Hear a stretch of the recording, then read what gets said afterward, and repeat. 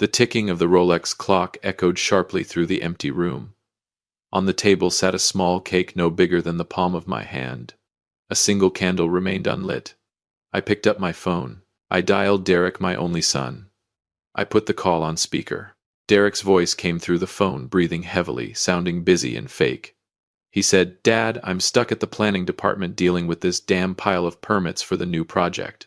I won't make it back in time. Happy birthday, Dad." The cold sound of the call ending came immediately afterward. He hung up very quickly. He did not want to hear my voice. He was afraid I would discover something. But he did not know who I was. I had spent 40 years battling in the real estate business. I knew when someone was lying. I stood up, put on my coat, and drove to Le Bernardin. It was the most luxurious 5-star restaurant in the city. I walked inside.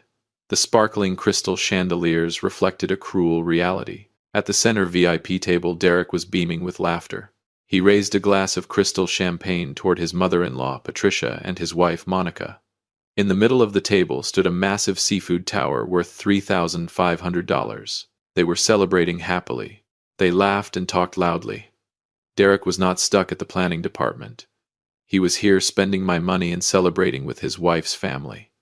They treated me like I was already dead. They left me alone on my own 70th birthday. I felt my blood surge up into my neck, but my hands remained flat on the mahogany table, as steady as the buildings I had built. This betrayal hurt more than any failure I had ever suffered in business. The son I once walked to school was now lying to me without a trace of shame. Welcome back to Dad's Real-Life Revenge. I'm Harrison Blake. If this story had ended with my son abandoning me on my 70th birthday, I would never have told it to you. But that very event led me to uncover an even more horrifying truth that I had never imagined. Leave a number 1 in the comments so we can continue the story, and hit subscribe. I believe you're going to enjoy this story. I slowly walked toward the center VIP table.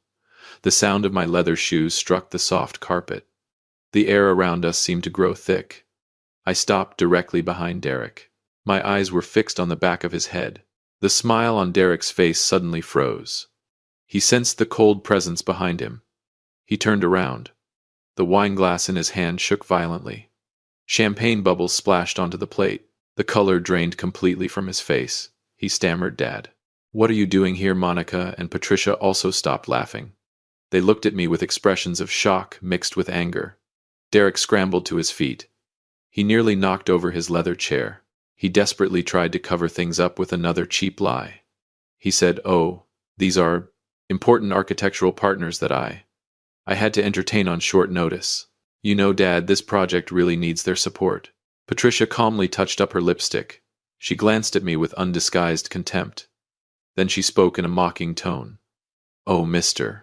Blake, since you're already here, why don't you sit down and eat some leftovers? It's very hard to get a reservation at this restaurant."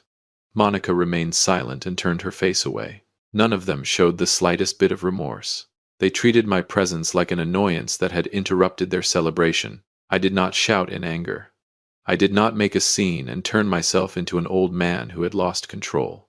My silence was the most frightening thing of all. I looked down at the leather bill folder the waiter had just placed at the corner of the table. Sitting prominently inside it was the Centurion Black Card. It was the powerful black card issued in the name of Blake Holdings. I had given him that card for one purpose, only running the business and entertaining our most important clients. But now it was lying there to pay for the seafood tower and the expensive drinks enjoyed by his wife's family. He was using my blood, sweat, and tears to feed the very people who looked down on me. I reached out my hand. I picked up the black card as Derek stared at me in disbelief. I looked straight into his eyes. His eyes widened in terror. A sharp crack echoed through the elegant restaurant. I snapped the premium titanium metal card in half with 2 fingers. I threw the 2 broken pieces directly into Derek's half-finished bowl of soup. Soup splashed everywhere, even staining the front of his expensive suit jacket. I leaned close to his ear and said in a voice as cold as a razor, "From this moment on, this card is dead. And so is your position in the company." Then I turned my back and walked away, leaving the 3 of them stunned and humiliated under the pointing fingers and stares of the surrounding tables. My Cadillac sped through the rain-soaked night. The dashboard clock read exactly 2 o'clock in the morning. I did not go home. I drove straight to the office of my chief attorney. The blue glow from a computer screen illuminated Gregory's stern face. He had been my most trusted legal advisor for the past 3 decades. The room was so quiet that I could clearly hear the rain striking the crystal windows. Gregory pushed a thick file across the mahogany desk. His voice was deep and heavy with tension. He said, "Harrison, the covert audit you requested is complete. Your son has done far more than spend recklessly. What he's been doing goes far beyond the limits of ethics. He has committed serious breaches of his fiduciary duty to the company. We traced the suspicious money transfers. Every one of them leads to a shell company called Luminina Design. The company was recently established and is headquartered in Delaware. The registered legal representative is Monica, his wife." I opened the file. Every figure on the pages appeared as clearly as knife wounds driven into my heart. $842,000. That was the total amount Derek had embezzled over the past 6 months. He had created fake design consulting invoices for Blake Holdings projects. Money from the company's accounts had been transferred legally to Luminina Design. But in reality, not a single design had ever been produced. Every invoice was completely fabricated. The son I had trusted with all my heart had been quietly draining the empire I had spent my entire life building. Gregory pressed a button on his computer. He said, "There's more. Listen to this recording." It's a covert audio recording from Derek's office captured by the concealed security camera system last week. A burst of static filled the room before Derek's voice emerged. His mocking laughter was almost unbearable to hear. He said to his wife, "That stupid old man spends every day hugging his pile of outdated bricks and buildings. He thinks he's still in control of everything. 3 more fake design consulting invoices from Luminina and will quietly siphon off another $842,000. The old fool doesn't have a clue. Let him keep feeling proud of that chairman title." My fingernails dug deeply into my palms. I felt no physical pain. Rage and disgust rose into my throat until I could barely breathe.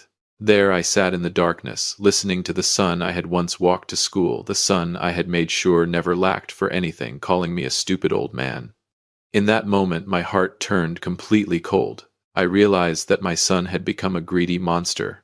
My years of indulgence had nurtured a traitor at my very side. I looked at Gregory and gave him a slight nod. I signaled for him to continue. The truth was unbearably cruel, but I had no choice except to face it. I needed to know everything they had been hiding. Before Gregory could turn the next page of the file, the office door swung open. Vance walked in. He was my top security expert. His face was cold and completely expressionless. Vance placed a tablet on the desk. He said, "I just gained access to Derek's deleted personal email server. There are things in here that are even more horrifying than the money." I looked at the screen. The words that appeared sent my blood pressure soaring. It was a series of encrypted emails between Derek and Dr. Thorne, a neurologist. Dr. Thorne was the head of a major hospital's neurology department in the city. The first email had been sent 3 weeks earlier. Derek wrote, "The $50,000 payment has been transferred to your offshore account in the Cayman Islands. Make sure Harrison Blake is diagnosed with rapidly progressing Alzheimer's disease in his next medical report. You must clearly state that he has completely lost legal capacity." Dr. Thorne replied immediately afterward, "The paperwork is ready. Just bring him to my office once. I'll sign the certification. No one will be able to reverse it." I read every word as my entire body trembled uncontrollably. My vision blurred with rage. My only son. The son I had raised and given every privilege in the world. He did not just want my money. He wanted to take away my freedom. He wanted to turn me into a mentally incompetent man on paper. He wanted to make it legal to lock me away in an isolated nursing home where no one would ever hear my voice again. Once I had been declared legally incompetent, Derek would automatically become my legal guardian. He would sign on my behalf. He would seize complete control of the $800 million Blake Holdings real estate empire. This level of cruelty went beyond anything a father could ever imagine. Monica and Patricia were undoubtedly the ones pulling the strings behind all of this. They wanted to erase my existence from this world while I was still completely of sound mind. They wanted to bury me alive in a velvet-covered mental institution. Derek's mocking laughter from the previous recording still echoed in my ears. That stupid old man. So that was why he called me that. He believed I was old and no longer capable of defending myself. He believed his plan was flawless. I turned off the tablet screen. I took a deep breath to regain my usual composure. The fire of my anger had now become a current of icy water. I looked at Vance and Gregory. In a voice as sharp as a razor, I gave my order. Find out where they're planning to lock me away. I want to know exactly which place they've chosen for my final days. Vance typed rapidly on the keyboard. A three-dimensional architectural model of a building appeared on the screen. The blue light from the monitor shone directly into my eyes. It was the private nursing home Whispering Pines. It was isolated deep in a remote valley on the outskirts of the city. The facility was surrounded by old pine forests and a strict security barrier system. Vance pointed at the screen and spoke in a cold, low voice. This is not a place for treatment. It's a velvet-covered prison. Look closely at this layout. The double-layer reinforced glass doors have no handles on the inside. Every entrance and exit is controlled by security codes from the central monitoring station. There are surveillance cameras everywhere with no blind spots. The hallways reek of disinfectant. This place is notorious for pre-prescribed high doses of sedatives to keep patients permanently compliant. Once you're inside, even a sane person will become insane within a month. The suffocating tension filled the entire office. I stared at the architectural plans for Whispering Pines. My heart tightened with outrage. This was the cage they had chosen for me. Vance played another recording. This conversation was captured by a covert listening device hidden inside Patricia's Mercedes 2 days ago. Her voice hissed through clenched teeth full of calculation and malice. She said to Monica and Derek, Dr. Thorne is almost finished with the Alzheimer's paperwork. At next week's board meeting, you must do whatever it takes to force the old man to sign the medical power of attorney agreement. As soon as we have that signature, we'll transfer him to Whispering Pines that very night. I've already taken care of the medical staff there. No phone. No lawyer. No one will ever hear him protest. This plan will give us complete control of the $800 million Blake Holdings fortune. Monica's rotten little laugh followed. She agreed with her mother without question. Derek simply nodded in silence. The silence of my own son was the cruelest part of all. He had agreed to deliver his own father into a living hell in exchange for numbers in a bank account. They wanted to turn me into a mindless living ghost. I stood up and walked to the office window. Outside, the rain continued to pound against the glass. The city below was one that I had helped build with my own hands. And now those parasites wanted to push me into permanent darkness. I clenched my fists. My knuckles cracked. Every trace of anxiety had vanished. In its place stood unwavering determination. They believed I was a senile old man who could easily be manipulated and forced into submission. They were wrong. I would use their own conspiracy to set another trap, turning their greed into the weapon that would destroy them. Their hunting plan was complete. But they had no idea that my real hunt had only just begun. The next morning, I returned to the mansion with a completely different demeanor. The pace of the battle had changed. I was no longer a wounded father. I was a silent hunter. Operation Aging Prey had officially begun. I walked into the living room with deliberately vacant eyes. My steps were slightly unsteady to make the act more convincing. Derek and Monica were sitting on the sofa. They watched me carefully. I made the first move. I looked directly at my longtime secretary as she brought in the tea. I called out loudly, "Anna, please take this file and put it into storage for me." My secretary stared at me in confusion. Her name was Linda. Anna was my former secretary who had retired 10 years earlier. From the corner of my eye, I saw Derek and his wife glance at each other. A faint smile appeared at the corners of their mouths. They believed my memory loss had truly begun. Their plan to bribe Dr. Thorne seemed to be working perfectly. I did not stop there. That afternoon, I deliberately left the master safe key on the desk in the living room. I pretended to search for my reading glasses while mumbling to myself like an absent-minded old man. Through the crack in the study door, I saw Derek sneak over. He quickly grabbed the keys with a look of triumph on his face. He had no idea that every move he made was being recorded by the hidden cameras Vance had installed. I was showing them exactly what they wanted to see. I was turning myself into a weak, aging prey to lure them into the tiger's den. The ultimate bait was set during an awkward family dinner the following evening. The atmosphere in the dining room was unbearably tense. I pretended to cough repeatedly. I set my spoon down on the plate with a loud clatter. I looked at Derek with tired, unfocused eyes. Then I spoke in a trembling voice. "Derek, I've been so forgetful lately. Sometimes my mind just goes completely blank. That $15 million commercial land development project in the Northern District. I don't think I have the strength to handle it anymore. The shareholders are putting a lot of pressure on me. I'm thinking about signing over the entire development rights to you personally. You should hold the project in your own name to prove your abilities to the board of directors. The moment Derek heard those words, his eyes lit up. He tried to hide his excitement, but his breathing had already become rapid. $15 million was far too great a temptation for him. He immediately leaned forward and spoke in a voice dripping with false sincerity. Don't worry, Dad. You can leave it to me. I won't let you down. I'll carry the burden for you. I nodded and smiled with the contentment of a naive old father. But deep inside, I could already see my trap slowly closing. They believed they were manipulating a senile old man to steal $15 million. They had absolutely no idea what that piece of land truly was.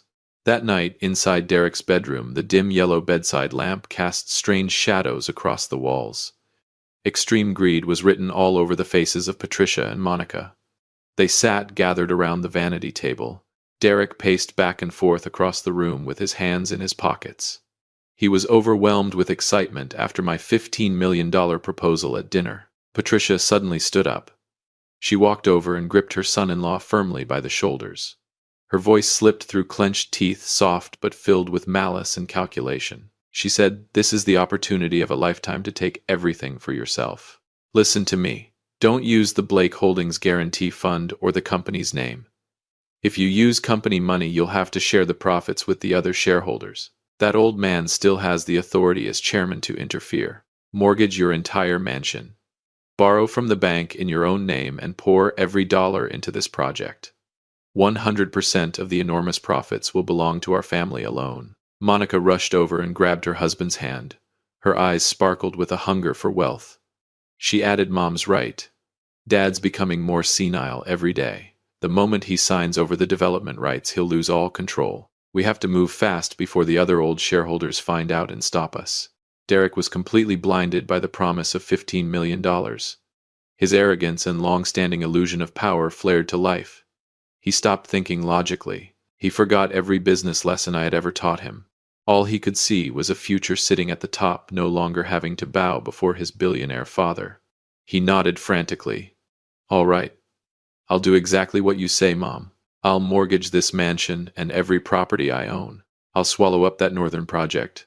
That very night, Derek personally signed the mortgage documents, pledging all of his unencumbered assets to the bank.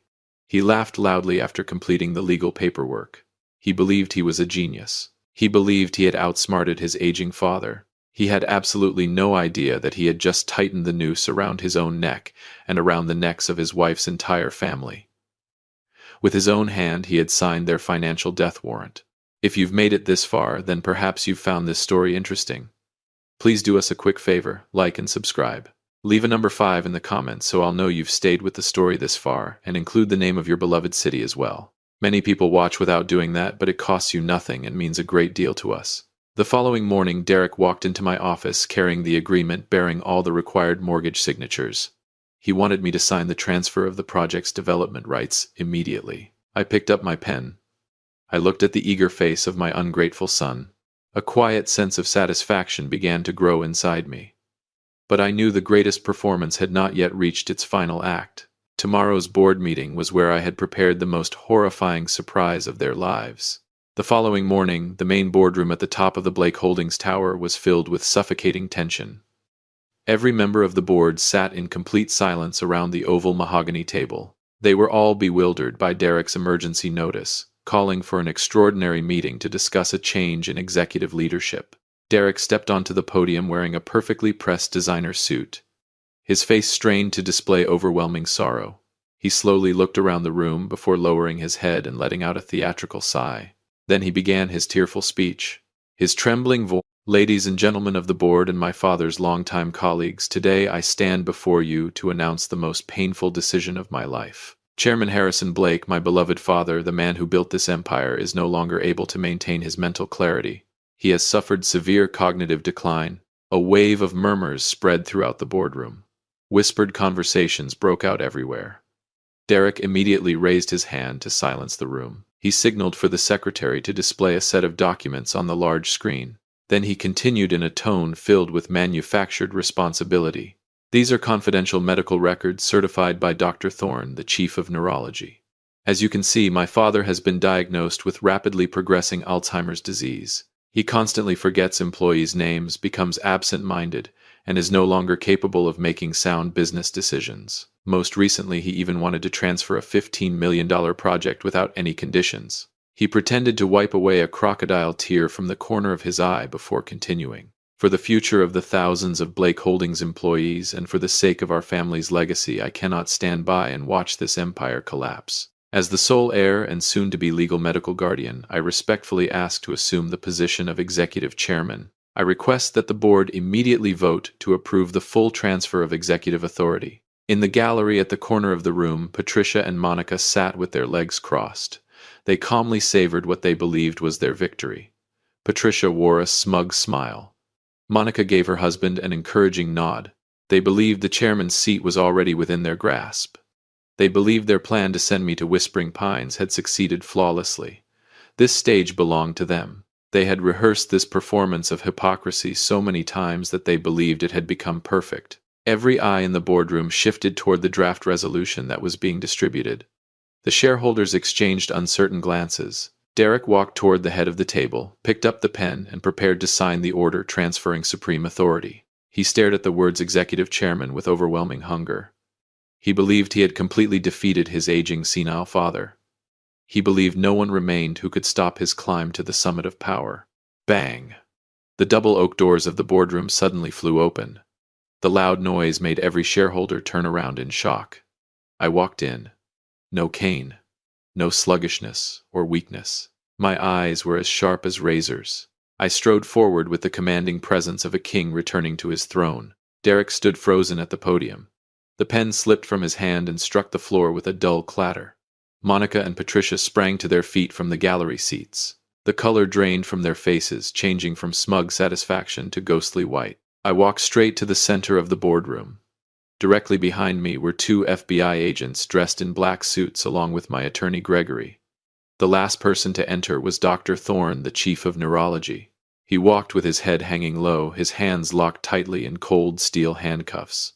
Thorne trembled as he looked toward Derek. Then, before the entire board of directors, he spoke in a voice filled with fear. "I'm sorry. Derek bribed me with $50,000 to falsify Mr. Blake's medical records. I've confessed everything to the FBI. I've turned over all the evidence and the encrypted email chain to the investigators." I stepped onto the podium. In front of everyone, I swept Derek's fake medical file onto the floor with one motion. I looked directly into the eyes of my ungrateful son. Then I spoke in a calm but commanding voice. "You put on quite a performance, Derek. But you forgot who taught you how to survive in the business world. You thought you could fool me into handing over that $15 million piece of land. Look at the big screen." Vance pressed the remote control. A geological map of the northern property immediately appeared, covered with red warning zones. I looked at Derek and continued. "That $15 million property is listed as a Superfund site by the Environmental Protection Agency. It's dead land severely contaminated by industrial toxic waste from 30 years ago. Federal law prohibits any construction on the site, prohibits its transfer, and requires the owner to spend tens of millions of dollars on environmental cleanup. You personally signed the mortgage agreement in your own name. You used your mansion and every personal asset you own to purchase a toxic wasteland worth absolutely nothing. You dug your own grave and your wife's family's grave with your own hands." The moment Derek heard those words, his legs gave way beneath him. He collapsed to his knees beside the discarded fake medical documents. His entire body shook uncontrollably as the devastating truth sank in. He did not own a gold mine. He had just taken on an enormous liability that could bankrupt him for life and even send him to prison. Patricia and Monica stood frozen, gripping the backs of their chairs to keep themselves from collapsing. A profound sense of satisfaction washed over me as I watched the traitors completely crumble at my feet. All the anger I had carried for so long was finally released by a flawless reversal. The greedy had tied the noose around their own necks with their own hands, but justice would not stop at taking away their wealth. The cold click of handcuffs locking around Derek's wrists echoed through the silent boardroom. 2 FBI agents roughly escorted him away. Monica and Patricia screamed in helpless desperation. They ran after him, trying to hold on to him, but security officers blocked their path. Right behind them, bank representatives entered the boardroom carrying foreclosure orders. Derek and Monica's mansion and every asset held in their names were officially seized to satisfy the enormous debt tied to the contaminated property. The traitor was now penniless and facing a lengthy prison sentence. His greedy in-laws were dragged down into a financial nightmare with no escape. I turned my back on the chaos. I walked toward the floor-to-ceiling windows at the top of the tower. I looked down at the city from above. The morning sunlight bathed everything in its brilliant glow. I took a deep breath. An extraordinary sense of peace settled over me. My authority as the head of the real estate empire remained untouched, but my heart was no longer burdened by hatred. I turned back to face the shareholders and my attorney, Gregory. Then I made my announcement. As of this morning, I have signed a completely revised will and amended the bylaws of Blake Holdings. Not a single dollar of this $800 million fortune will reward greed or betrayal. The entire amount will be transferred to the Blake Scholarship Foundation. The remaining corporate shares will be distributed as performance awards to the employees who have devoted decades of loyalty. Life always follows the law of cause and effect with perfect fairness. Money can build skyscrapers, but integrity and the consequences of one's actions are the true foundation of a person's life. When you try to bury alive the person who gave you life, be prepared to be buried yourself. Bottomless greed will always dig its own grave. Never trade the bonds of family for temporary wealth and empty glory. That is the most valuable lesson I hope to leave behind. Thank you for staying with Dad's real-life revenge until the end of this story. Join our community by liking and subscribing to enjoy more gripping true-to-life family stories. And as always, thank you for being a part of this community.